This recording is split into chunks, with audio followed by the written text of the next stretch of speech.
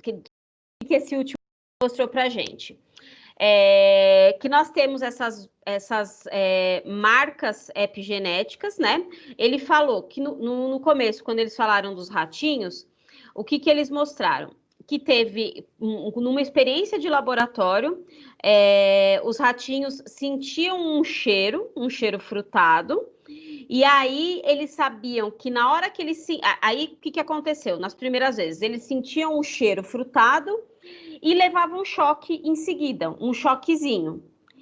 E aí, com o tempo, eles aprenderam que ao sentir esse cheiro, eles já começavam a ficar com medo, ansiosos, porque ao sentir esse cheiro, eles sabiam que eles iam levar o choque, tá?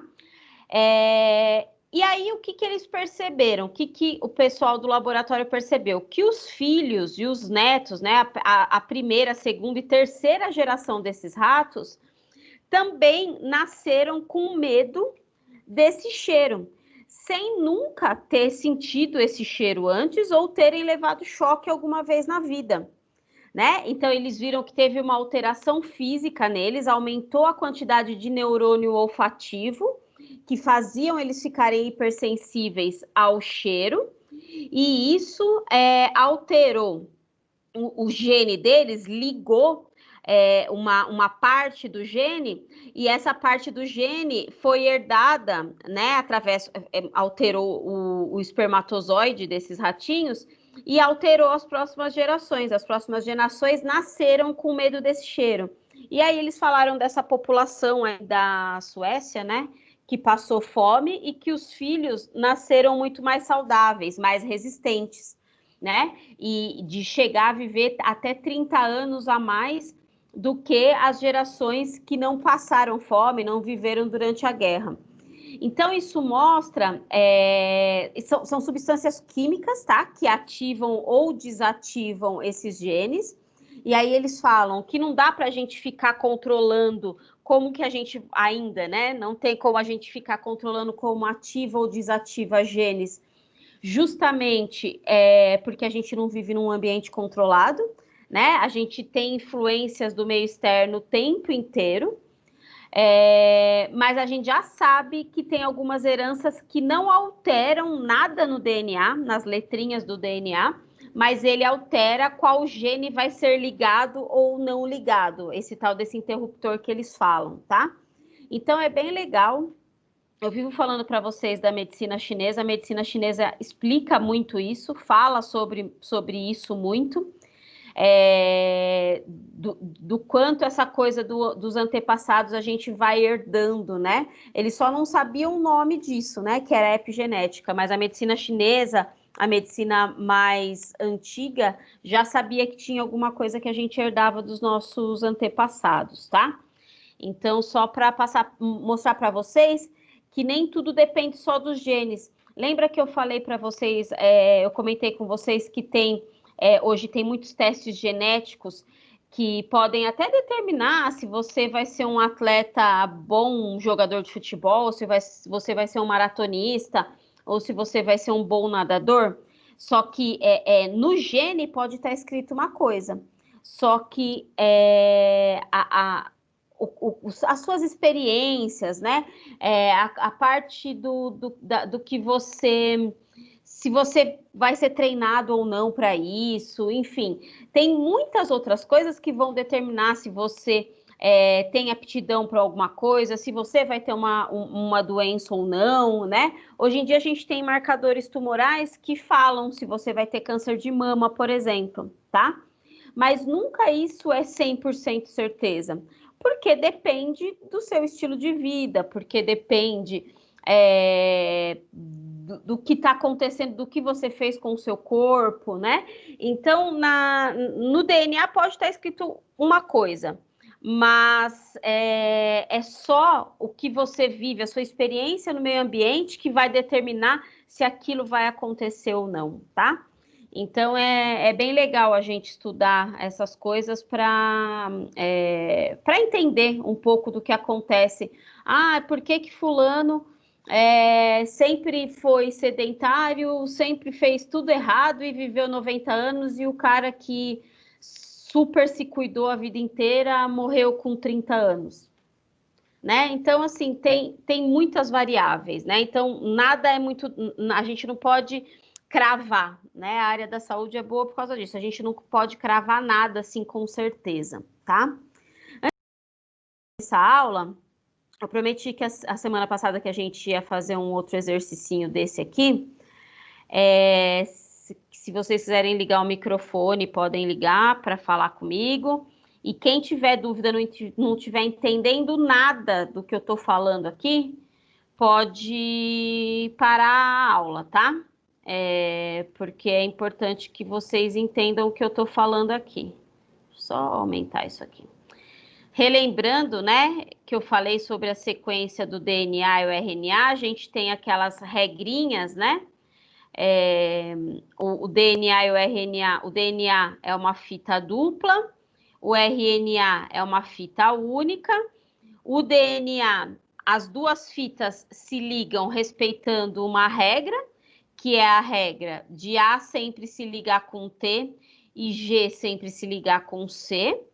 E o RNA, em alguns momentos, né, o RNA mensageiro, ele precisa fazer uma cópia do DNA, é o que a gente acabou de um trecho do DNA, né, o que a gente acabou de ver no filminho.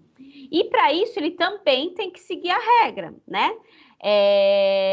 Ele tem as bases que ele tem, as bases nitrogenadas são bem parecidas com a do DNA, só tem uma alteração, é a uracila. Então, a gente tem no DNA citosina, guanina, adenina e timina. A citosina sempre se liga com a guanina e a adenina sempre na timina. O que eu quero dizer com isso? Que se aqui tem uma timina, aqui sempre vai ter uma adenina. Se aqui tem uma guanina, aqui sempre vai ter uma citosina, tá? Sempre, se esse DNA tiver certo. E para fazer a cópia do gene do DNA, o que o RNA tem que fazer? Ele segue a mesma regra, só que como ele não tem timina, isso aqui é alterado. Então, toda citosina vai sempre se ligar a uma guanina do DNA, né? E toda adenina vai se ligar em uma uracila, desculpa, e toda a adenina vai se ligar em uma timina do DNA. E quando tiver uracila, né, a uracila entra no lugar da timina. Então, a uracila se liga com a adenina. Então, vamos lá olhar como que isso acontece na prática. Então, o A sempre se liga com o U sempre se liga com A, e o C sempre se liga com G, e o G sempre se liga com C, no RNA. E no DNA, o C é sempre com G e o A é sempre com T. Então, eu montei aqui uma fita para a gente fazer junto, para eu fazer junto com vocês, tá? Então, aqui, se eu tenho um A, né? Então, A sempre se liga com T. A fita complementar vai ser um T. O G sempre se liga com C. Aqui é CC, então é G, G. TT vai ser A, AA vai ser T, T. G vai ser um C. O T sempre se liga com A. O C sempre se liga com G. O A sempre se liga com T. O G sempre se liga com C. O C sempre se liga com G. O T sempre se liga com A. O A sempre se liga com T. E o G sempre se liga com C. E o C sempre se liga com G. Pronto. Se eu der um exercício assim, complemente a seguinte fita de DNA. Eu dei essa daqui, né, de cima. Completar é só fazer isso aqui, tá? Fazer a de baixo, a fita complementar, ok? E agora, se eu quiser complementar com o RNA mensageiro, né? Fazer o RNA mensageiro a partir dessa fita aqui. Então, a partir dessa fita, eu vou fazer o RNA mensageiro. Então, aqui é o DNA. Então, se é T, o RNA mensageiro vai ser A. Entenderam? Porque o T está no lugar do U aqui. Então, continua sendo A. O C, G, o G, o G, C. Agora o A. O A seria, pela regra do DNA, seria com T. Só que RNA não tem T. Então, ele é... O A sempre se liga com U. Então, aqui vai ser U, aí 2 T's. A, G. O A seria com T, mas o RNA mensageiro não tem T. U, G, C, TT, A, CC, G, 2 As de novo. U, 2 T's. A, um C se liga com G e o G se liga com C. Pronto. Esse aqui é o RNA mensageiro, tá? Derivado dessa fita de DNA aqui. Aí lembra que cada 3 letrinhas dessa aqui forma um códon, que é isso aqui. Daqui para cá, eu fiz uma transcrição, né? Escrever embaixo, que é melhor. Daqui para cá é uma transcrição. Eu transcrevi o DNA, um pedaço do DNA, né? Do gene aqui em RNA. E aí eu tenho que fazer agora a tradução. O que é a tradução? Pegar cada 3 letrinhas dessa aqui, que é um códon, e ir lá naquela tabelinha de aminoácidos e ver qual aminoácido que vai fazer a sequência da minha proteína. Então, vamos lá na tabelinha de aminoácido. Tabelinha de aminoácido está aqui. Deixa eu pegar ela aqui. Copiar. Fica mais fácil. Colar.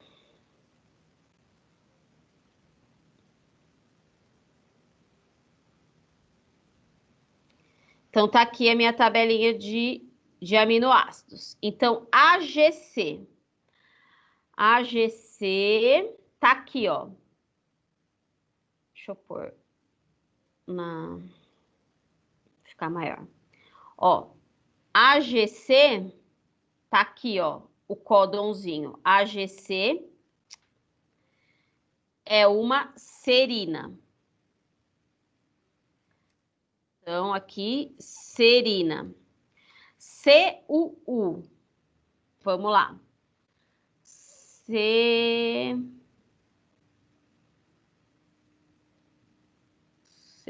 Quem achar primeiro pode me avisar, tá? Leucina, Pro. Ah, leucina, achei aqui. Leucina, obrigada. Leucina. A próxima é AAG. AG, lisina. Lisina. AAG. UCA.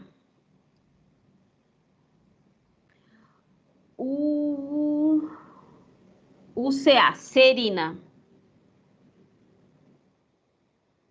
Serina. AGG.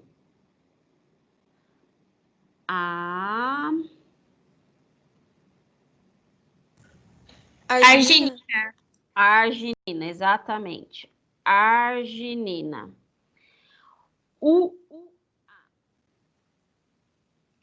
Parece aquelas veinhas que não enxerga. Aqui, leucina. leucina e AGC, a última,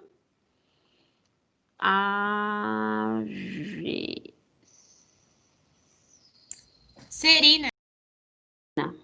Isso mesmo, serina. Pronto, essa é a tradução.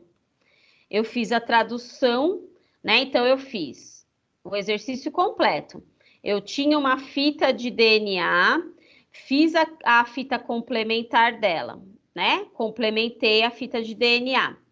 Aí, dessa fita de DNA, eu transcrevi para o RNA mensageiro, né? Que é essa fita em vermelho. Dessa fita em vermelho, eu fiz a tradução para uma proteína, né? Inventei aqui uma proteína. Então, peguei os códons, fui lá na tabelinha de aminoácidos e fiz aqui a minha sequência de proteínas: serina, leucina, lisina, serina, arginina, leucina e serina, tá? Essa é a minha proteína. Então, é isso aqui que a gente viu naquele videozinho de 3 minutos do começo da aula, né? Então, foi lá, a gente tinha o DNA, lá só não tinha isso, a montagem do DNA, né? Lá, na verdade, ele desmontou o DNA, ele separa a fita de DNA, porque o RNA mensageiro tem que estar com a fita aberta para ir lá copiar um trecho do genoma, né? Então, lá naquele vídeo, o RNA foi fabricado a partir de um trecho do DNA, né, que é a transcrição. Então, foi feita a transcrição, aí esse RNA viajou para fora do núcleo, foi para o citoplasma e lá no ribossomo, né, o ribossomo ele vai fazendo a leitura dessa sequência aqui e o RNA transportador vai trazendo, conforme vai fazendo a leitura dessas 3 letrinhas, vai trazendo os aminoácidos, tá bom? Então, assim, a gente só se enrola um pouco porque é um monte de letrinha, mas vocês fazendo isso com calma, né? Sem pressa, tudo não tem como errar. Ele não é difícil, é só chatinho por causa das letras, tá? Isso aqui é a base da biologia molecular, gente. É a base do que a gente tem que saber de biologia molecular. Diga. Me explica novamente como é que você fez vermelha, esse que está em vermelho.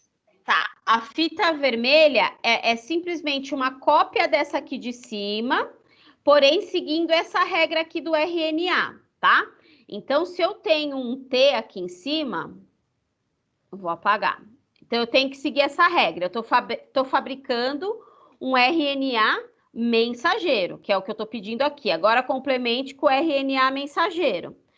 Então, aqui, para complementar a amarela, eu segui essa regra aqui. Para complementar, para fazer a vermelha, que eu vou fazer agora, eu tenho que seguir essa regra aqui. Então, se eu tenho um T, aqui fica A. Deixa eu pôr o vermelho aqui. Se eu tenho um T, então aqui em cima eu tô com um T, ó, olha aqui de cima, tá? Eu tô copiando a de cima. Se eu tenho um T, aqui fica A.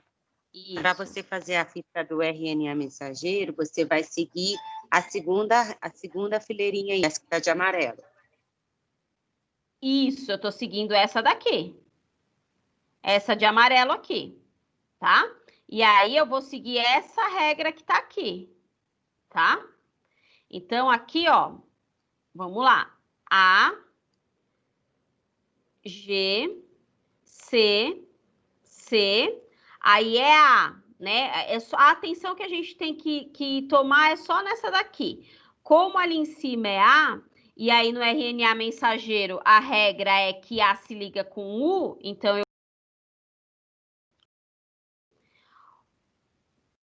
Como aqui não aparece o T tá no lugar, o U tá no lugar do T, então quando aparece T, eu tenho que colocar A.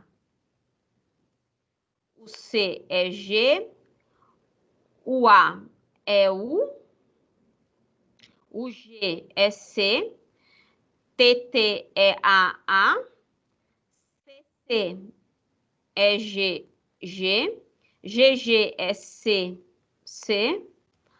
AA é U, TT é A,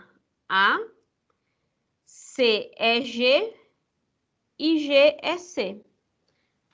Pronto, a gente fez o RNA mensageiro, tá? Baseado nessa fita amarela. Eu peguei essa fita amarela e fiz e respeitei essa regra aqui do RNA, tá? E aí, a partir daqui...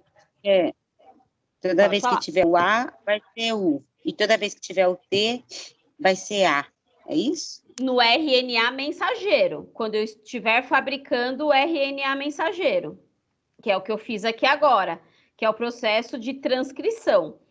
Agora, quando aqui em cima, que foi o meu primeiro exercício, né? Complemente a seguinte fita de DNA, aí para o DNA, a regra é essa aqui, ó, né? Então, se eu dou essa primeira fita aqui e eu falo, complemente a seguinte fita de DNA, a regra é essa, A com T e C com G. Lembrando lá das primeiras aulas, né? Aqui, ó, da fita de DNA. Quais são as bases nitrogenadas do DNA? Citosina, guanina, adenina e timina. O DNA não tem uracila. Então, eu tenho que seguir a regra do DNA, tá? Então, voltando aqui, se eu peço, complemente a seguinte fita de DNA, então eu dei essa fita aqui, eu quero que complementa essa daqui. A regra é essa, é a regra do DNA. A adenina se liga com timina, citosina com guanina. Agora, quando eu falo, agora complemente essa fita, né, a amarela aqui, complemente a fita amarela com o R, né, respectivo dessa fita aqui, que é a transcrição que a gente chama, né?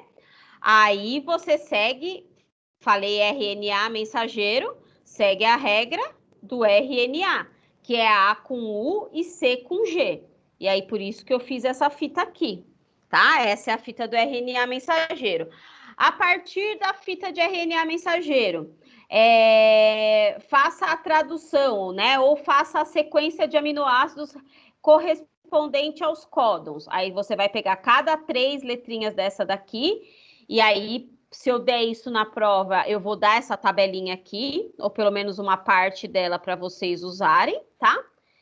E aí, vocês vão fazer o que eu acabei de fazer aqui embaixo, fazer a tradução dessa fita de RNA mensageiro, tá bom? Que é a tradução.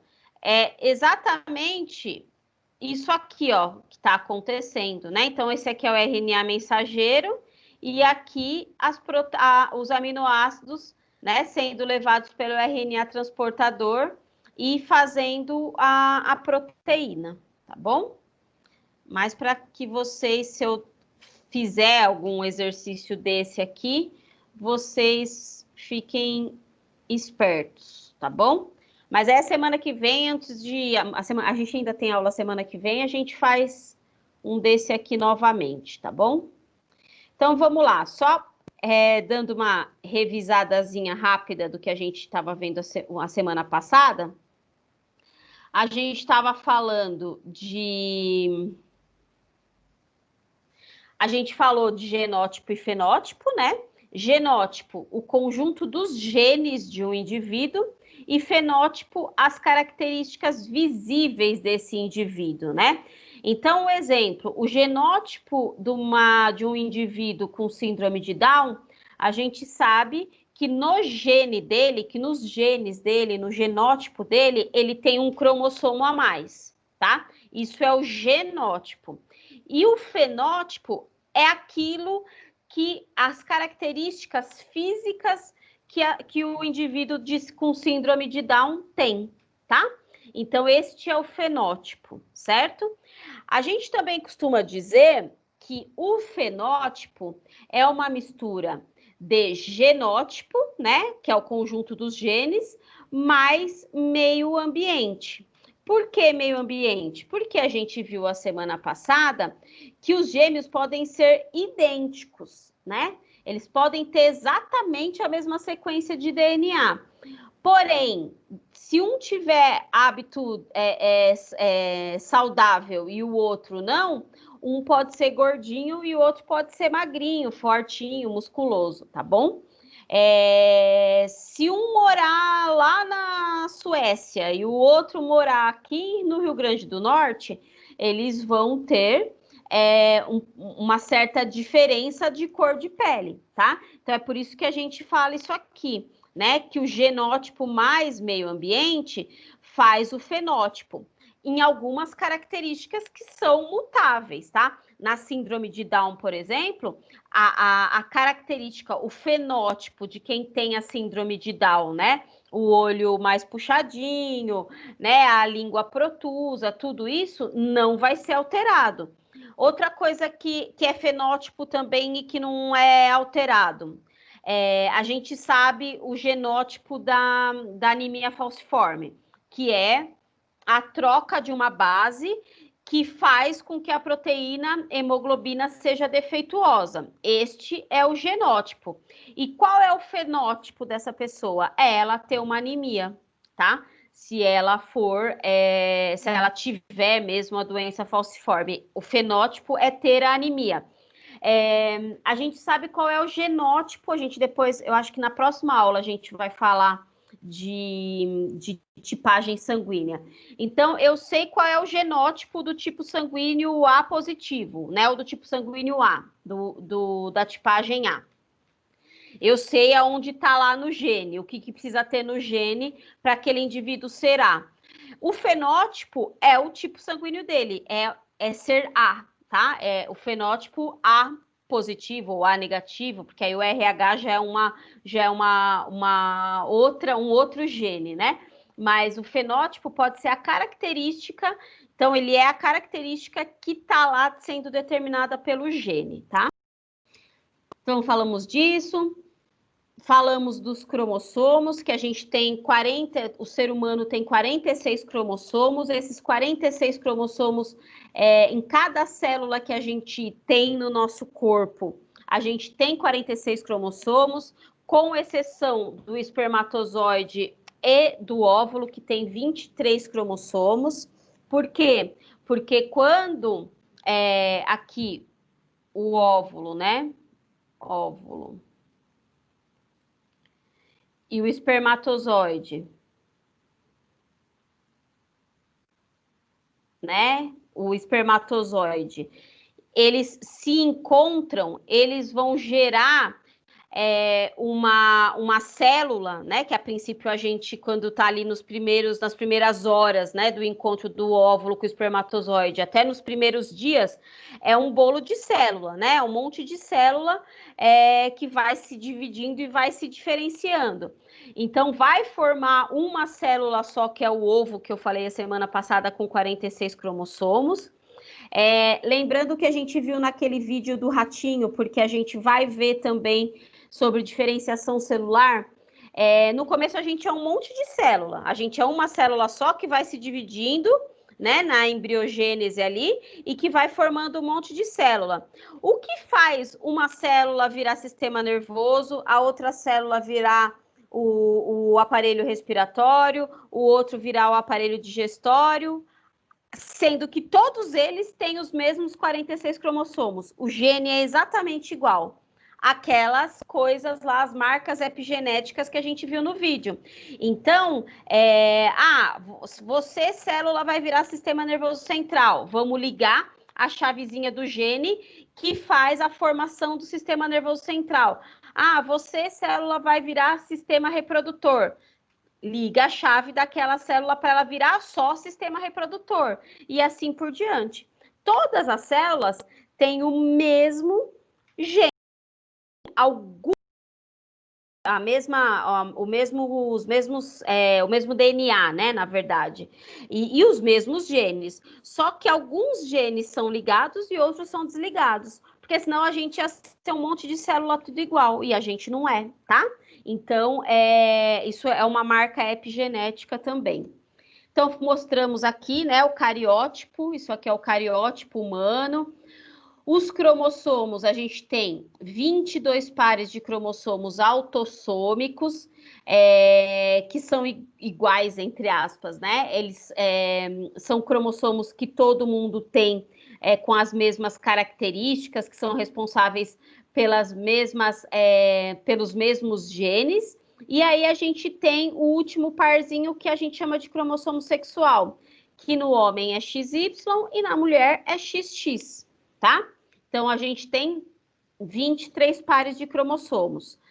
22 autossômicos, que não há diferença entre homens e mulheres, e um par diferente entre homens e mulheres, que são os cromossomos sexuais. Aí a gente conversou sobre a hipótese do sexo, né, da criança. Há sempre 50% de hipóteses para cada sexo. A mulher sempre, o óvulo sempre vai doar um X ou um Y, e o espermatozoide vai sempre, a mulher vai sempre doar um X, sempre, a mulher só tem X, e o homem, ele doa um X ou um Y. Por quê? Porque ele tem espermatozoides que são X e espermatozoides que são Y, né? E aí o óvulo tá aqui. Meu mousepad tá ruim. O óvulo tá aqui, ele já tem um X. O óvulo já tem um X. Se esse espermatozoide X ganhar a corrida, o filho vai ser menina. Se for o Y que ganhar a corrida, conseguir entrar, penetrar no óvulo, vai ser um menino, tá? Então, é assim que funciona. Então, há sempre 50% de hipóteses para cada sexo. A gente falou sobre os genes, né? Sobre os cromossomos. Então, a gente fala que genes alelos são aqueles genes que estão no mesmo... Então, vamos aqui, ó. Vou voltar aqui que fica mais fácil. Então, aqui a gente tem um cromossomo número 1 que veio da mãe e um cromossomo número 1 que veio do pai. Vamos supor que aqui, ó, nesse pedacinho que eu pintei de vermelho, aqui, ó, exatamente na mesma localização que a gente chama de locus, né? Na mesma localização desses dois genes está a característica de cor de cabelo, tá? De cor de cabelo. Tanto da mãe o gene vai ser a característica de cor de cabelo, quanto do pai. O que vai ser diferente? A cor do cabelo, porque a da mãe pode ser de uma cor e do pai pode ser de outra cor. Mas o gene que determina a cor que você vai ter de cabelo tá nesse locus, né, desse cromossomo. Então, é isso que a gente está vendo aqui, tá? Desenhado. Então, a gente fala que esses genes aqui, ó, são genes alelos.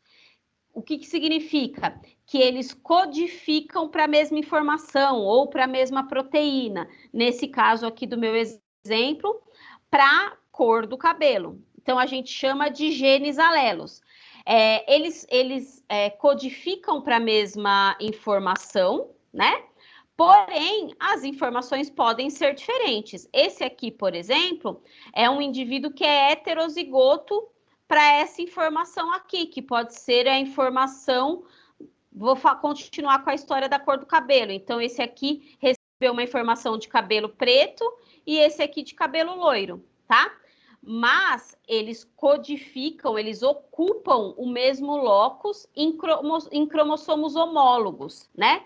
Então, aqui o que a gente está vendo que são cromossomos homólogos. O 1 está do lado do outro 1, eles são homólogos, o 2 do lado do outro 2, o 3 do lado do outro 3 e assim por diante. Então, a gente chama isso de cromossomos homólogos. O que esses cromossomos têm? Eles não têm a mesma, porque cada um veio de um doador. Porém, eles possuem os genes, né, que transformam aquelas informações, né, aquelas características, mesmo que as características sejam diferentes, mas se aqui é para a cor do cabelo, vai ser para a cor do cabelo dos dois, Se aqui no outro trechinho for para a altura, é no mesmo trechinho que tem para os dois. Se aqui fala de uma doença, de uma fibrose cística, aqui vai ser para os dois. Só que qual vai ser a diferença? Um pode ter o gene ativado e o outro não, tá? Que a gente vai ver hereditariedade depois. Mas só para vocês entenderem o que são genes alelos e o que são cromossomos homólogos, né? Então, locus é a localidade do gene, genes alelos ocupam o mesmo locus em um cromossomo homólogo, tá? Aqui, a gente já começa a falar um pouco de hereditariedade, porque a gente fala de homozigose e heterozigose, tá? Então, aqui, ó, para uma determinada característica, eu estou falando que esses genes aqui são homozigóticos, né? Tem a mesma informação. Aqui também tem a mesma informação, são homozigotos, tá? E aqui eles são heterozigotos. Tá vendo que um tá pintadinho e o outro tá rachuradinho? Então, porque quer dizer que essa informação é diferente, recebi informação diferente do meu pai e da minha mãe.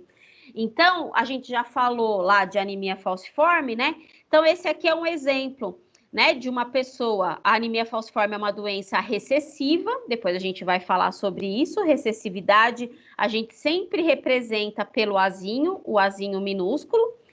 Então, esse aqui recebeu uma característica de um dos pais para a doença, né? A doença aqui recessiva, e recebeu uma característica que não é doente, né? Que a proteína está sendo fabricada corretamente da mãe. Então, a gente fala que esse indivíduo é heterozigoto. Esse indivíduo aqui não recebeu nem do pai nem da mãe o gene responsável pela anemia falciforme, e esse aqui recebeu tanto do pai quanto da mãe o gene para anemia falciforme. Então, esse aqui é o homozigoto doente, né? Que contém o fenótipo da doença falciforme. E esse aqui é o homozigoto que não tem a doença e nem carrega o gene da doença. Esse aqui, ele é heterozigoto, porém ele não apresenta a doença, porque a doença ela é ligada, ela é uma doença recessiva. Acalmem, porque eu já vou falar sobre recessividade e dominância. Ela é uma doença recessiva. Quando a doença é recessiva, você precisa receber o gene tanto do pai quanto da mãe para ter a doença, tá? Então, aqui, essa pessoa não tem a doença porque ela recebeu só um dos genes.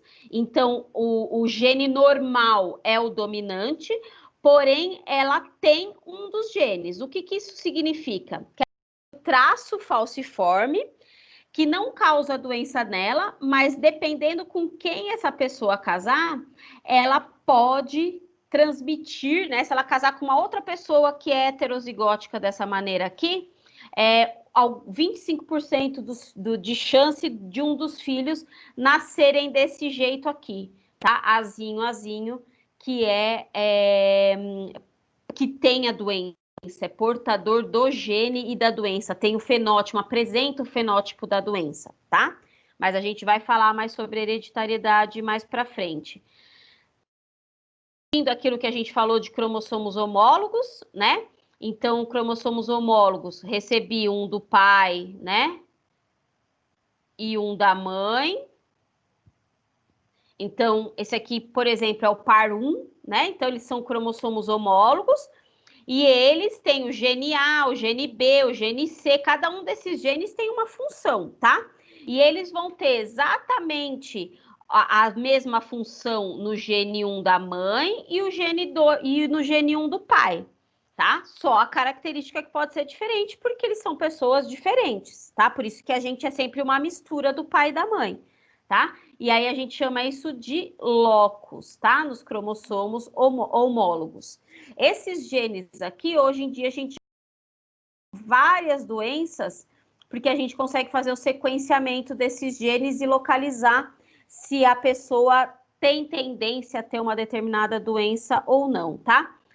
Esse cromossomo 20 aqui, esse aqui é o cromossomo 20, ele não é homólogo ao cromossomo 1, tá? Os homólogos são os que carregam os mesmos genes, né? Tem o mesmo tamanho e tudo mais, que é o que a gente viu aqui nessa cariotipagem, que é um exame que a gente faz genético para descobrir doença genética nos descendentes, tá? Então, aqui, ó, o exemplo que eu dei de cor dos olhos, tipo sanguíneo, cor do cabelo, o quanto eu vou crescer ou não vou crescer, tá? Eles estão nos cromossomos homólogos, exatamente nos mesmos lugares correspondentes, tá? Só são características diferentes. Mostrando aqui os genes novamente, cada trechinho, né, do DNA, do cromossomo, representa um gene.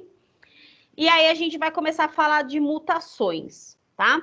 Então, a gente tem mutações que podem ser gênicas e mutações que são cromossômicas, tá? As duas mutações podem ser graves, podem causar doenças graves, porém, as mutações gênicas, elas tendem a ser menos graves. As alterações cromossômicas, gente, elas estão mexendo com o cromossomo inteiro. Então, imagina a quantidade de gene que está envolvido nisso, né? Então, normalmente, as doenças são muito mais graves, como uma síndrome de Down, por exemplo, que a gente vai ver mais para frente, tá? Síndrome de Edwards, de Patot, né? Tem a síndrome de supermacho, que ele tem 2 Ys.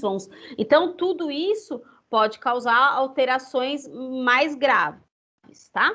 Então, gênicas, ela altera uma letrinha só, ou 2 letrinhas do DNA, e aí vai causar alterações, por exemplo, na fabricação de proteínas. As cromossômicas causam alterações em várias proteínas e alterações assim que podem ser incompatíveis com a vida, tá bom? Então, ó, mutação gênica, tá? Vou dar um exemplo aqui. Então, esse aqui é o gene normal, né? CAT-TCA. Aqui, ó, CAT-GCA. Teve uma alteração aqui, ó, tá vendo? Aqui no lugar do T foi um G, tá? E aí o resto foi tudo igual. Por conta disso aqui a fita complementar já saiu com uma outra sequência de nucleotídeos, né? Já saiu com uma outra sequência de bases. E isso aqui pode alterar o quê? Alterou o códon, pode alterar o aminoácido. Então, isso aqui é um tipo de mutação que a gente fala que é substituição. Então, foi substituído, aconteceu um erro lá na hora da divisão celular, aconteceu um erro que substituiu o T pelo G, a timina pela guanina. Então, é uma mutação gênica, né, pontual aí, que ocorreu uma substituição. Pode ocorrer também uma deleção, tá? Então, aqui, ó, cadê? Sumiu, né? Quando some, o códon também vai ficar diferente. Então, aqui, o códon que se formava AGT, ele vai se formar GTG, né? Porque faltou um aqui, então ele vai pegar daqui até aqui para formar o códon, tá? Inserção. Então, na inserção, acontece é inserido um novo... uma nova base, né? Então, aqui era TA, né? O TA tá aqui. E aí foi inserido um outro A, tá? Isso altera toda a sequência de códon, tanto que sobrou aqui, né? E aí vai complementar com uma outra sequência que vai vindo em seguida, tá? Então, isso é um outro tipo de mutação que pode ocorrer. Então, pode ocorrer substituições, pode ocorrer deleção, pode ocorrer inserção. Quando acontece isso, gente? Em algum momento da divisão celular. Pode ser na hora da fecundação, pode ser durante a embriogênese já dentro da barriga, Pode ser durante a nossa vida, que é o que gera o câncer, principalmente, tá? O câncer é uma doença genética que pode ocorrer por causa de uma alteração no DNA, e essa alteração pode fazer com que essa célula comece, fique ativado um gene que faça com que ela comece a se dividir muito rapidamente e a formar um bolo de célula que é o tumor, tá? Então, isso pode acontecer em qualquer momento da vida, esse tipo de mutação. A cromossômica, não. A cromossômica, depois que está formado ali, que foi feito o embrião, não tem mais como ter alteração cromossômica, tá? A alteração cromossômica normalmente ocorre na hora da fecundação, tá? Então, para dar um exemplo para vocês, a fibrose cística, que é uma doença bastante grave, que diminui muitas vezes o tempo de vida do indivíduo que tem a fibrose cística, faz com que a pessoa tenha uma deficiência na produção de muco, principalmente nos pulmões, mas tem no intestino também. Toda a área que a gente tem mucosa, quem tem fibrose cística tem esse defeito, tá? Já se sabe que esse defeito é no cromossomo 7, tá? Então, vamos voltar aqui, vou mostrar para vocês o par de cromossomo 7. O cromossomo 7 é um cromossomo grande, né? Esse defeito ocorre aqui, ó o parzinho 7 de cromossomo, é esse par aqui, ó. Então, ele também, ela é uma doença recessiva, então, para você ter a fibrose cística, você tem que ter recebido o gene, né, o cromossomo com o gene doente, tanto do pai quanto da mãe, para ter a doença. Então, voltando aqui na fibrose cística. Então, a fibrose cística, ela está ligada a um defeito de um gene que está no cromossomo 7, nesse trechinho aqui de baixo, na perninha de baixo desse cromossomo.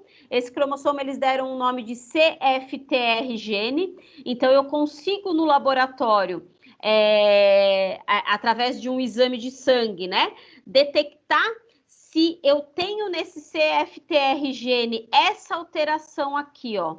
Então, nos pacientes que têm a fibrose cística, esse trecho aqui, ó, desse gene, essas 3 letras são deletadas, tá?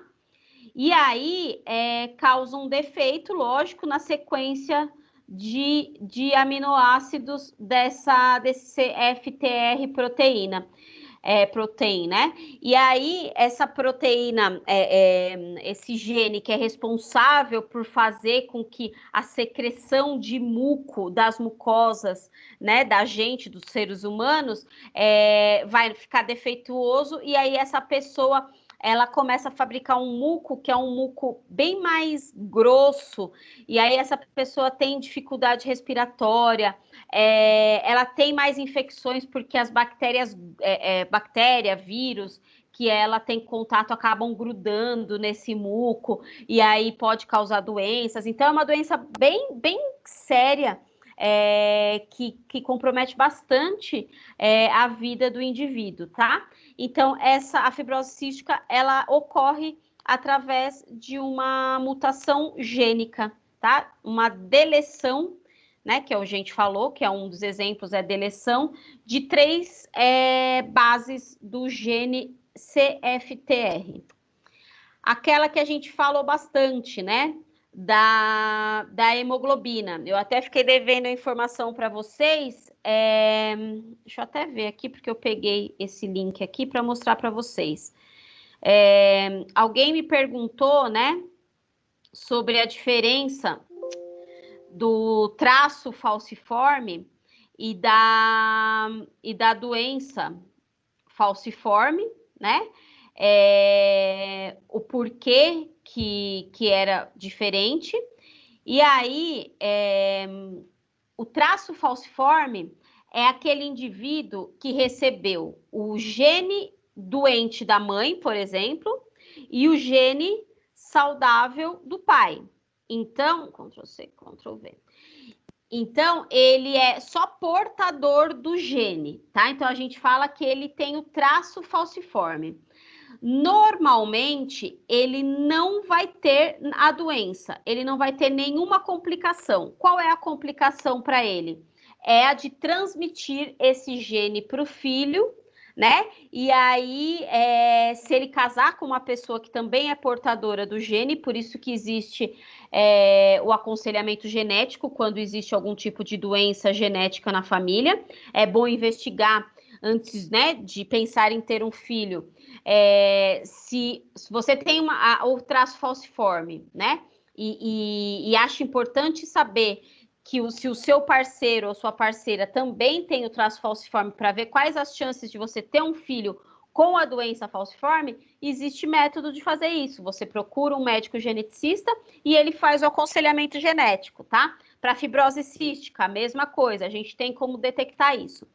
E aí eu achei uma reportagem falando de algumas pessoas, é uma reportagem agora de 2018, pesquisa identifica complicações em portadores de traço falciforme. Normalmente, quem tem... olha, só porque eu já olhei a matéria, eu não posso mais olhar, vai querer que eu faça cadastro.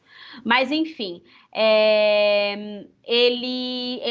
foi mostrado que em alguns indivíduos ele pode ter algumas complicações ligadas ao traço falciforme, alguns problemas de anemia também, lógico que muito menos severa do que quem tem os dois genes, tá? Mas depois eu coloco essa reportagem lá para vocês lerem. Mas quem tem o traço falciforme, vamos voltar aqui. Quem tem o traço falciforme, ele normalmente não apresenta nenhum sintoma da anemia, tá? É importante saber? É importante saber porque essa pessoa pode ter problema na hora que ela for ter os filhos, tá bom? Então, qual é a alteração gênica que o portador, né, da anemia falciforme tem, o portador da doença? A hemoglobina normal, né, na sequência do gene que fabrica a hemoglobina normal, um pedacinho dela lá, a sequência de bases é CTT, né? E aí o RNA mensageiro fica GAA, e aí o aminoácido correspondente a GAA é a glutamina, tá? Na hemoglobina mutante, a gente tem uma alteração desse T aqui, ele é trocado pelo A. Então, ele fica CAT, altera o RNA mensageiro por GUA, que vai captar lá no citoplasma uma valina ao invés da glutamina, tá? E aí, lembra que no final a proteína tem um formato? Então, a proteína final da hemoglobina, ela vai ter o formato falciforme, ao invés de ter esse formato redondinho aqui. E aí, isso pode causar os sintomas de quem tem a anemia falciforme. Dor, né? Nas juntas, porque a circulação fica prejudicada, a anemia severa, o inchaço no baço, porque tem muita destruição de hemácia. Então, às vezes tem que fazer transfusão de sangue, uma série de coisas, tá? Por causa de uma mutação que a gente chama de mutação gênica, tá? Então tá aqui, ó, eu tentei entrar lá na reportagem, mas eu consegui colar um pedaço dela aqui. Então, no entanto, há a possibilidade de o portador transferir esses genes para os seus descendentes, que é o que eu falei, né? Fazendo com que... E aí... seus descendentes que podem contrair anemia falciforme, caracterizada pela deformação da hemácia. Apesar de assintomáticos, indivíduos com esse tipo de gene podem desenvolver complicações circulatórias, embolia pulmonar e problema renal. Em um estudo revisional, pesquisadores investigaram os possíveis desfechos de portadores dos traços de traço que portadores de traço falciforme poderiam ter no futuro. E aí eles viram que pode sim, mesmo o portador, ter algum tipo de problema, principalmente circulatório, tá? Mas relembrando, a doença falciforme mesmo, aquela doença grave, ele não vai ter, tá?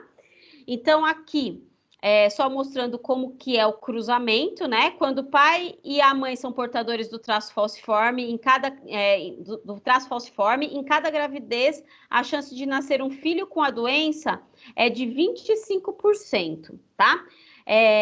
E um filho portador do traço semelhante ao pai e aos pais é de 50%, tá? Então, aqui, ó, é como se eles fossem heterozigóticos, né? Então, eles só têm o traço falciforme. Então, ó, verdinho, gene normal, vermelhinho, gene alterado. Então, aqui, eles não têm a doença, possuem o traço. Então, qual que pode ser esse cruzamento aqui? Ele pode ter 2 filhos, né? 50% de chance de ter filho com o traço falciforme igual a eles, 25% de chance de ter um filho sem o traço e sem a doença, e 25% de chance de ter o filho com a doença, com o gene alterado. Então, é isso que o médico geneticista faz. Ele faz essa análise aqui, ele faz o levantamento genético e te fala, ó, você tem tantos por cento, 25% de chance de ter uma criança com a doença, 25% de chance de ter a criança sem a doença e 50% de chance de ter o portador da doença. Estamos falando de anemia falciforme que não é tão grave. A gente tem doenças muito graves, como a fibrose cística, que, dependendo desse resultado aqui que o médico geneticista apresenta, vai ser decisivo para os pais decidirem se vão ter filho ou não, tá?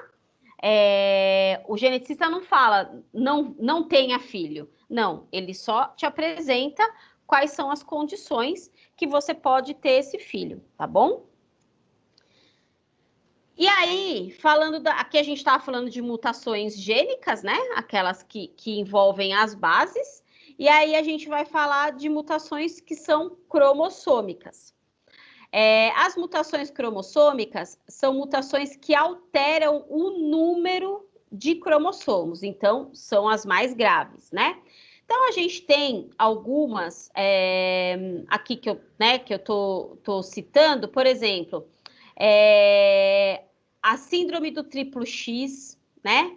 A síndrome de Klinefelter, que são 2X e 1Y.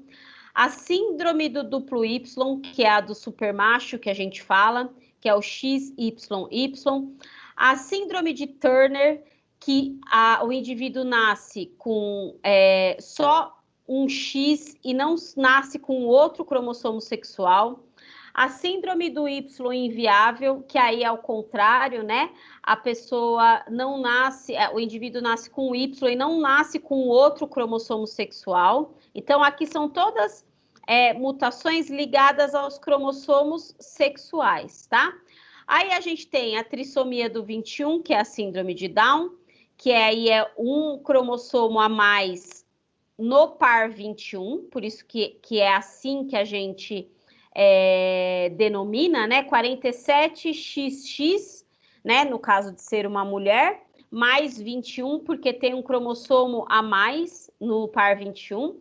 47XX mais 18 na síndrome de Edwards, tem um cromossomo a mais no par 18, é um cromossomo ainda maior, então as alterações são mais severas, e a síndrome de Patot, ou de Patal, que é a trissomia do cromossomo 13, que é um cromossomo maior ainda, e essas anomalias são mais severas ainda, tá? Então, a trissomia do 21, que é a da síndrome de Down, né? Esse aqui é o genótipo. Então, isso aqui é de uma criança do sexo masculino. Eu só coloquei aqui um cromossomozinho a mais no par 21, para mostrar como que é o cariótipo, né?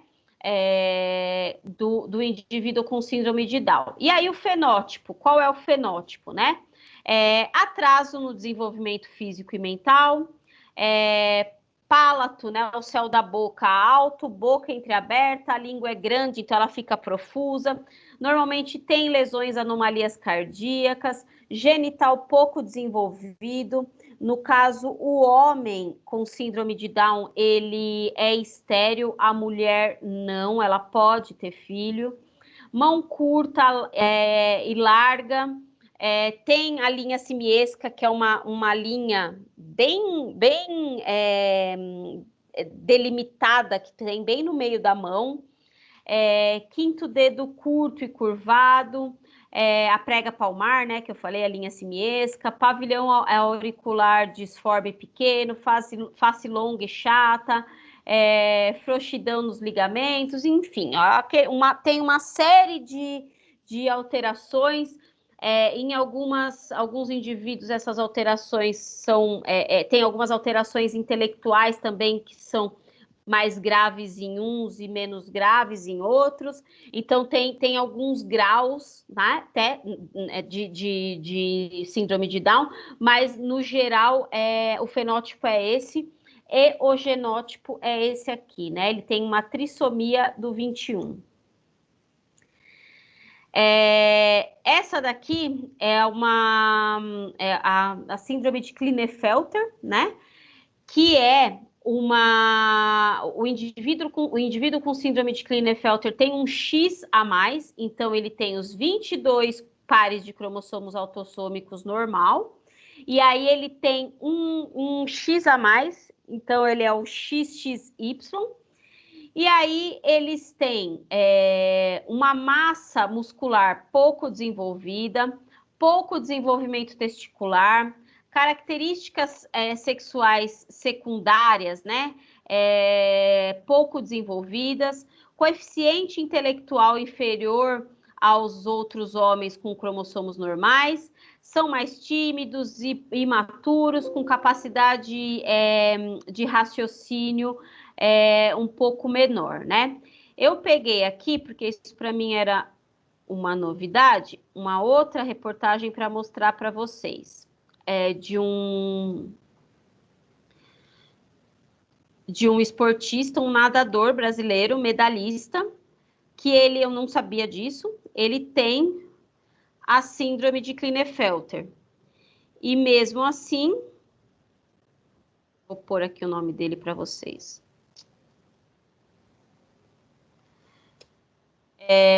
E mesmo assim, ele leva uma vida praticamente normal, ó. Destaque nos 100 metros livre, Pedro Spajari evolui após superar problema genético. Na verdade, isso não tem cura, né? Porque a gente não tem como arrancar um cromossomo de dentro da célula dele. Mas provavelmente ele fez tratamentos, inclusive hormonais. Então, aqui fala que ele é uma grande aposta do Brasil nas Olimpíadas de Tóquio, que seria esse ano, né? Ele precisou superar um problema genético que atrapalha o seu rendimento.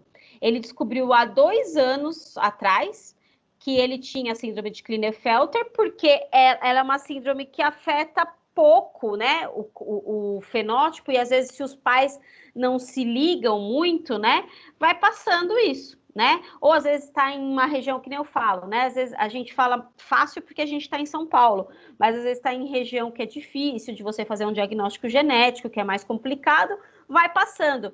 Às vezes a família sabe que a pessoa tem algo diferente, mas não vai investigar, né? E aí, ó, fala que o problema reduz o nível de testosterona do corpo, que afeta a atenção dele, prejudica a imunidade, e aí isso atrapalhava, porque ele ficava doente e tudo mais. E aí fala que a doença é crônica, óbvio, né? Ela é uma doença cromossômica, genética, e foi descoberta em 2016. Né? E aí ele começou a fazer, quando ele descobriu que ele tinha doença, ele começou a fazer tratamento de reposição hormonal. E aí isso não é considerado doping, porque aí ele chega nos níveis de testosterona normal de qualquer homem, tá? Então, só para dar um exemplo para vocês, de que às vezes a gente pode estar ao lado de uma pessoa com síndrome de Klinefelter e não sabe, tá? Então, na síndrome de Klinefelter,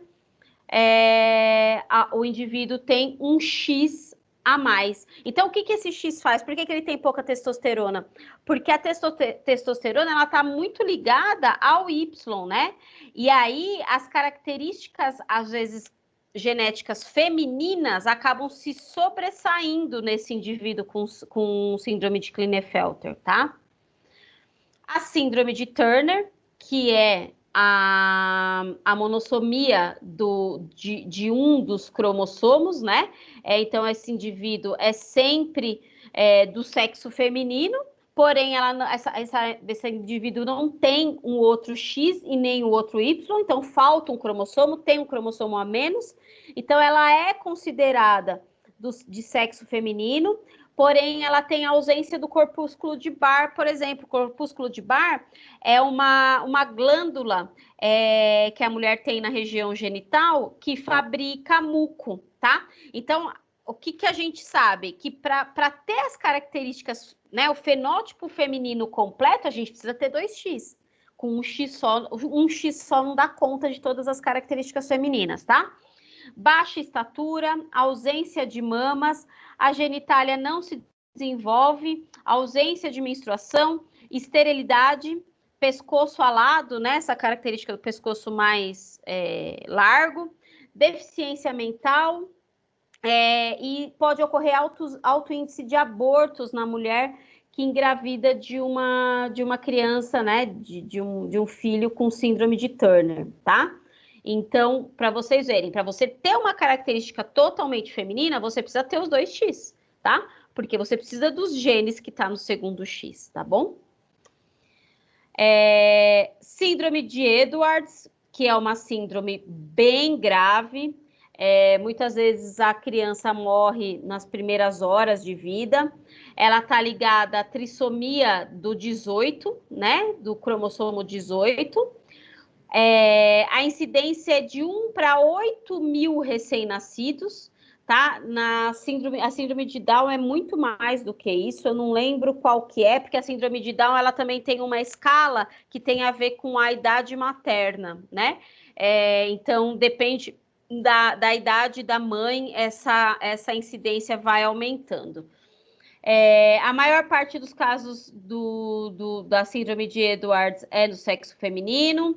Calcula-se que 95% dos casos de trissomia 18 resultam em aborto espontâneo durante a gravidez. Então, muitas vezes a mulher tem um aborto espontâneo e ela não sabe o porquê, e pode ser, uma das causas pode ser a síndrome de Edwards.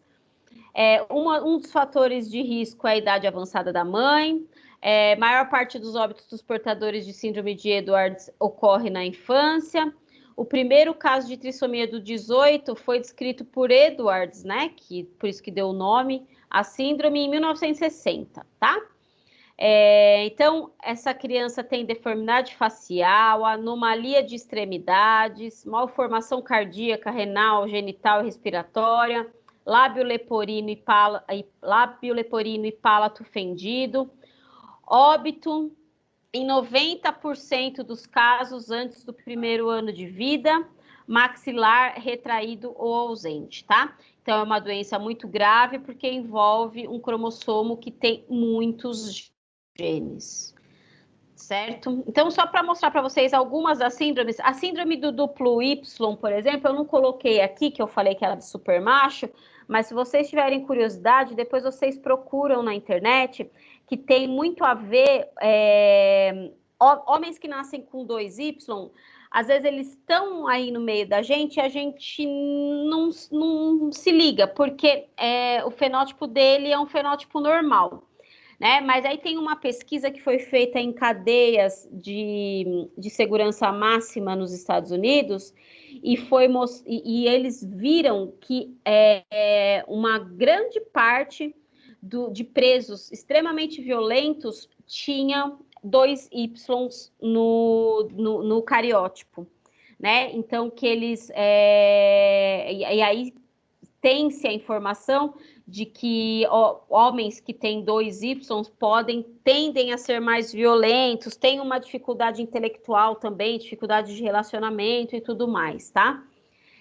Então, tem algumas síndromes aí que fenotipicamente, às vezes, a gente não percebe muito, mas que depois se vai fazer um exame genético, você detecta, né? Quando que a gente faz um cariótipo, faz o exame genético? Quando a alteração é muito grave, você tá vendo ali que tem uma alteração e você vai procurar um médico, tá? Então, pode ser que muita coisa passe batido aí pela gente, certo?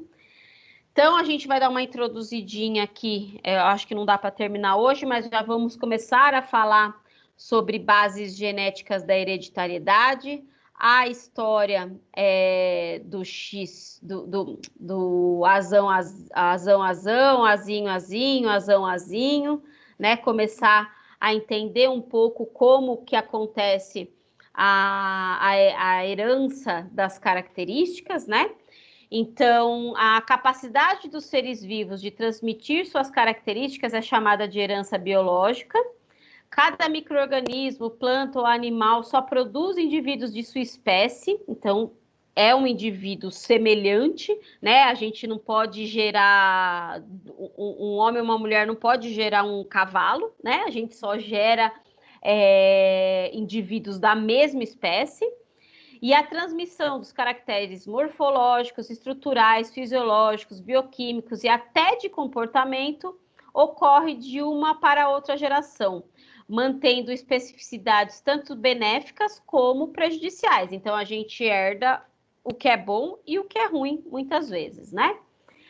Mesmo com a transmissão das características de pai e mãe, nem todos os genes irão se manifestar, é o que a gente viu no começo da aula, pois essa manifestação está vinculada a muitos fatores, entre os quais podemos destacar os genes dominantes e os genes recessivos, tá? Então, a gente vai aprender o que quer dizer isso. Gene recessivo, gene que só se manifesta fenotipicamente, ou seja, ele só mostra a característica física dele em caráter de homozigose.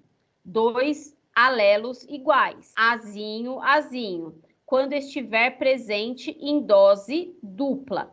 Então, para eu ter doença falciforme, eu tenho que ser azinho, azinho, tá? Porque a doença falciforme é uma doença recessiva e gene recessivo, doenças recessivas ou características recessivas, a gente fala muito em doença, gente, mas pensa em característica. Por exemplo, o cabelo loiro, ele é ligado à recessividade, tá? Então, muitas vezes, para você ter o cabelo loiro, você tem que ter recebido um gene da mãe e um do pai para ter o cabelo loiro, tá?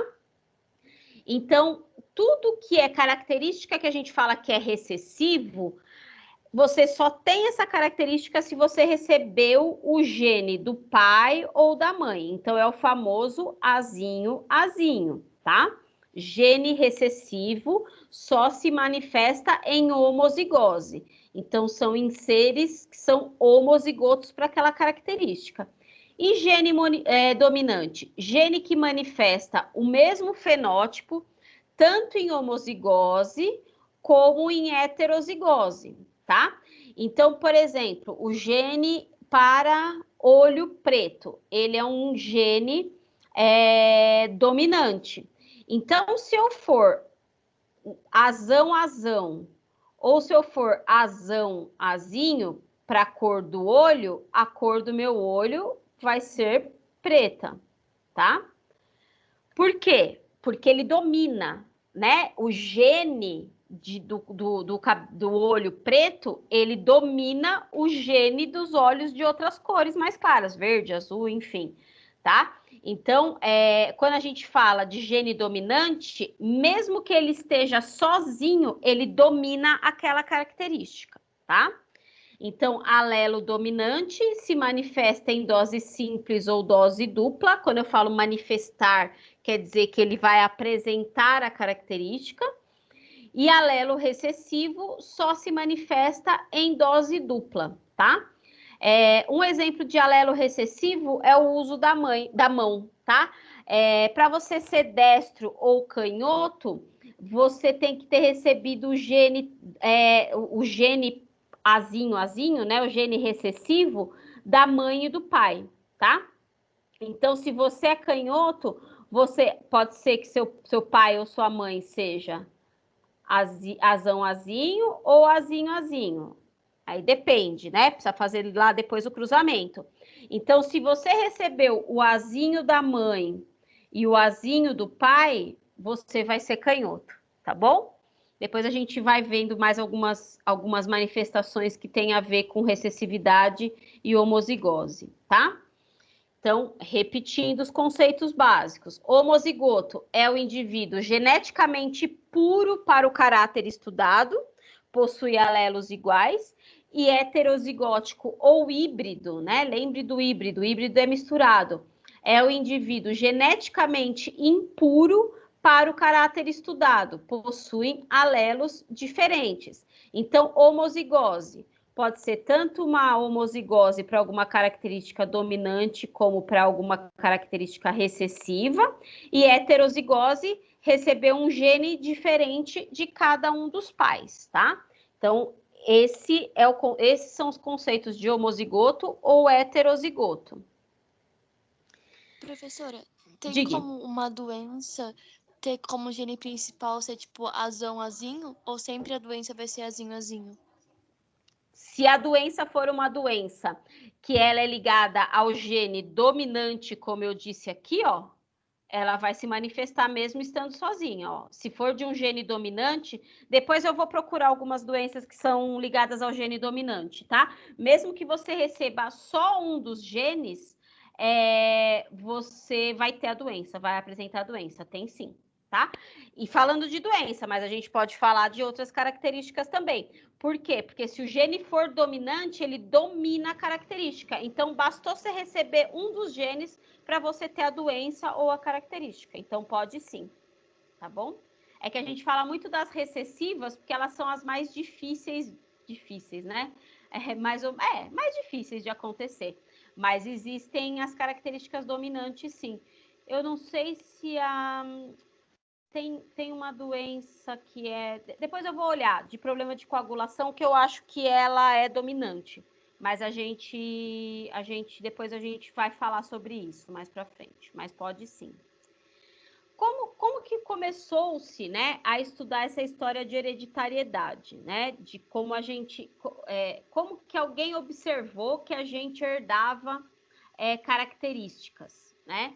Então, eu comentei já no começo das aulas, a gente falou rapidamente do Gregor Mendel, né? A gente costuma ainda falar que a herança é mendeliana, né? Porque foi Mendel que foi o primeiro a falar sobre hereditariedade. Então, Gregor Mendel era um monge, que viveu entre 1822 e 1884, e ele tinha bastante tempo, né, sobrando, e aí ele começou a fazer experiências com ervilhas que ele tinha cultivadas no jardim dele, né? Num mosteiro lá na Áustria. Então ele via que a gente está muito acostumada com ervilha verde, né? Mas a gente tem ervilha... Pessoal, acho que tem alguém com o microfone aberto. A gente tem ervilha verde, a gente tem ervilha amarela, a gente tem ervilha rugosa, a gente tem ervilha lisa. E aí ele começou a cruzar essas ervilhas para ver o que dava, né? Qual era a ervilha que tinha característica dominante e qual era a ervilha que tinha característica recessiva. E aí foi a partir daí que começou a ser esclarecido como os segmentos, né, dos cromossomos são transmitidos para as proles. Pensando, hein, gente, 1822 ninguém nem falava de DNA ainda, mas já se sabia que existia um padrão de hereditariedade, tá? Então, a primeira lei de Mendel, eu vou passar rapidamente, que depois vocês vão ter genética e vocês vão ver isso aqui de novo, né? Mas baseada na comprovação da existência da dominância e da recessividade dos genes e de que cada gameta carrega um gene simples, também chamada de lei da pureza dos gametas, seu enunciado, né, o enunciado da lei de Mendel, diz o seguinte: cada característica é determinada por um par Um par sempre, né, de fatores herdados, um de cada progenitor. Então, aqui ele já sabia, né? Aqui, na verdade, no começo ele não sabia, mas aqui a gente já montou o heredograma mostrando que a gente sabe que a ervilha amarela tem a cor amarela é dominante, tá? Então, o que ele fez? No primeiro cruzamento, ele cruzou ervilha amarela com ervilha verde. Ervilha amarela é homozigótica dominante. Ervilha verde é homozigótica, essa daqui no caso, né, que ele pegou, era recessiva, né, homozigótica também. Fez o cruzamento entre as duas. O que nasceu na primeira geração? Todos os indivíduos que nasceram heterozigóticos. E por que eles nasceram amarelos? Porque eu acabei de falar que a característica dominante, né, o vezão, é o amarelo. Então, todos eles, apesar deles terem um genezinho do verde, eles nasceram todos amarelos, porque eles nasceram heterozigóticos e o dominante é o vezão, é o amarelo. Beleza. Ele falou, e se eu cruzar novamente, né, essa geração aqui, essa segunda geração aqui? Cruzou com indivíduos heterozigóticos novamente. Aí o que ele viu? Nasceu, por exemplo, vezão, vezão, vezão, vezão, vezão, vezão e um vezinho, vezinho. Né? 25% de chance era de nascer o vezinho, vezinho, com a característica verde. Para ser verde, ele só pode ser vezinho, vezinho, tá? Então, ele viu que aqui, essas ervilhas aqui, apesar delas, nenhuma delas ser verde, elas carregavam o gene do verde, porque na segunda geração dela, nasceu o indivíduo verde e um monte de indivíduo amarelo. A probabilidade é menor de nascer verde, mas já existia a probabilidade, tá? Então, foi assim que ele criou a primeira lei de Mendel que a gente fala, né? Mostrando que a característica, cada característica é determinada por um par de fatores herdados, um de cada progenitor, tá? Aqui na primeira lei de Mendel, ele só misturou ervilha com um tipo de característica diferente, que era a cor. Na segunda lei de Mendel, ele já começou a misturar de cores diferentes e a rugosa e a lisa. A rugosa também é uma característica dominante. E aí ele começou a brincar com isso e ver um padrão de hereditariedade, tá? Aí, continuando a falar de hereditariedade, a gente tem o sistema XY, né? O sexo feminino é definido pela presença de 2 cromossomos sexuais iguais, XX, e o masculino por cromossomos sexuais diferentes, o XY. Isso também é um padrão de hereditariedade, porque cada um desses cromossomos, um vem do pai e outro vem da mãe. E existem doenças ligadas ao X, existem doenças ligadas ao Y. A doença que eu falei de coagulação é a hemofilia, tá? Depois, se vocês quiserem, vocês dão uma procurada, mas a semana que vem eu falo da hemofilia para vocês. Ela é uma doença ligada ao X, tá? Portanto, quem nasce com as filhas mulheres de mães portadoras da hemofilia, elas nascem heterozigóticas, portanto, elas não apresentam as características, a manifestação da doença, e os filhos homens apresentam, porque eles só têm um X, e aí eles são uma herança herdada do X, e se você tem 2X, se você tem um X só, você vai apresentar a característica da doença. Então, a gente tem algumas doenças que têm esse padrão. E aqui mostrando, né, o cruzamento para nascer homem ou mulher, aquilo que a gente falou nos slides passados, que tem 50% de chance de cada um dos sexos.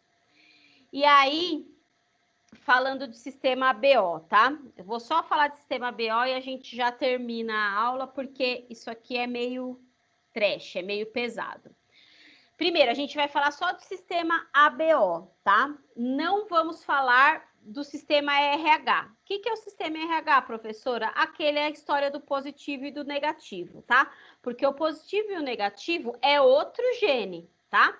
Aliás, vocês vão ver em bioquímica que o sistema sanguíneo vai muito além do A positivo, do B positivo, do AB positivo, enfim, é o negativo. Né? Isso aí são só 2 genes que determinam a nossa tipagem sanguínea. A gente tem outras características no sangue, tá bom? Mas vamos fixar agora no sistema ABO, tá? Então, os tipos sanguíneos do sistema ABO são determinados por um gene. Então, tá lá no cromossomo, um trechinho do cromossomo vai dizer se você é A, B ou O, que na verdade O é 0, tá?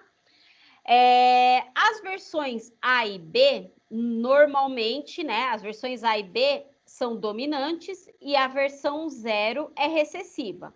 O que quer dizer isso, gente? Que para você ser O, você teve que receber o gene para ser O da mãe e do pai, como se fosse o Azinho, tá bom? A e B são dominantes. Você pode ter recebido tanto só de um quanto dos dois, né? De um, de outro ou dos dois, porque ele é uma herança dominante. E aí, professor, e quem nasce AB? A gente não tem um sangue que é um pouquinho mais raro, que é o AB? O AB é uma outra história que vocês vão aprender em genética, que a gente chama de codominância. Como os dois são dominantes, né? Se a mãe for A e o pai for B, tem a chance de ter o filho AB. Ele vai ter os 2 tipos sanguíneos porque eles são codominantes, tá? Então, vamos lá, falar de genótipo para os tipos sanguíneos. Então, para você ser do tipo A, você tem que ter recebido um A da mãe e um A do pai.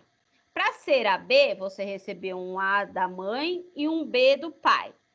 Para ser do tipo A, você pode ter recebido, por exemplo, você pode ser filha de um casal que a mãe é A e o pai é O, por exemplo. Depois a gente vai fazer o cruzamento, tá? Tipo B, B dos dois.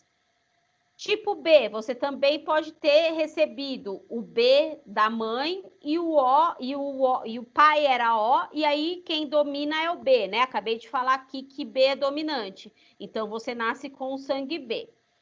E 00 ou O, né? Você só nasce com sangue tipo O se o pai e a mãe forem O, tá bom? Estamos falando só de O, não estamos falando do positivo e negativo, tá? Estamos falando só da tipagem ABO. Então, como que fica essa tabelinha, gente? Aqui está o exemplo do tipo sanguíneo dos pais, tá? E aqui dos filhos. E aqui o que nunca pode acontecer com pais com esse tipo sanguíneo, tá? Então, o grupo sanguíneo que podem ocorrer. O com O só pode ter filho O, tá? O com A pode ter filho O e pode ter filho A. A com A, ele pode ter filho O e pode ter filho A. O com B pode ter O e B. B com B, O e B. A com B, O, A, B e AB. Olha só a diferença disso aqui. Isso aqui faz acontecer muito divórcio, né? Como assim? Eu sou A, você é B e o nosso filho nasceu O. Depois a gente vai explicar por que pode acontecer isso. O com AB só pode nascer A com B. A ou B, desculpa. A com AB só pode nascer A, B e AB.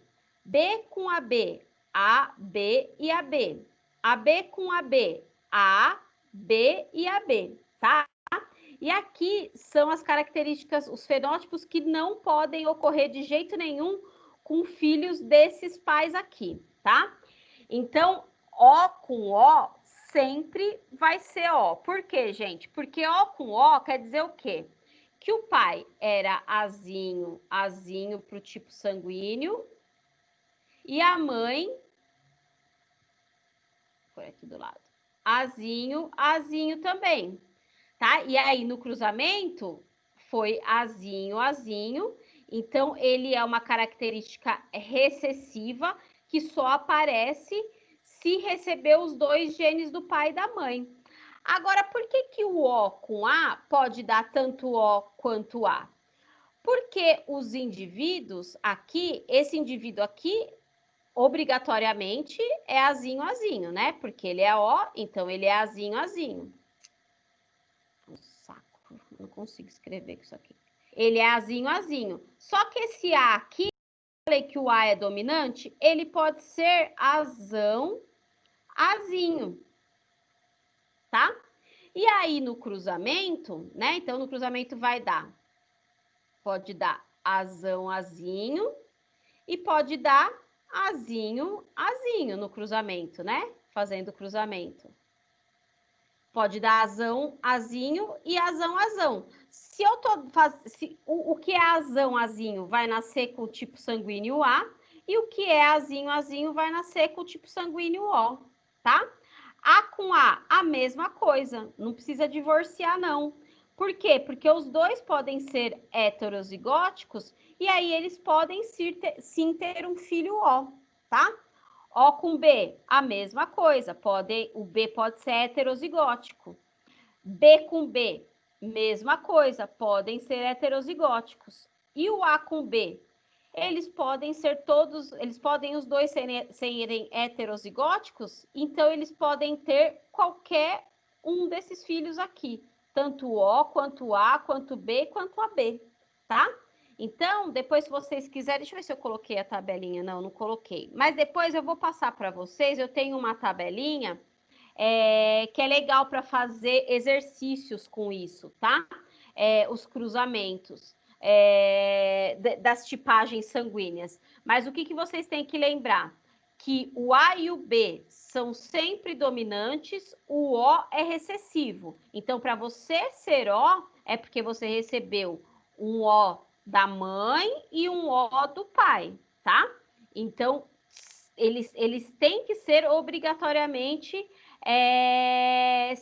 O também, porque é uma característica recessiva, tá? E todos os outros podem dar filhos de tipagem sanguínea ou parecido com um ou parecido com o outro, ou até, né, parecido, bem diferente do que um ou outro né? Que é o exemplo aqui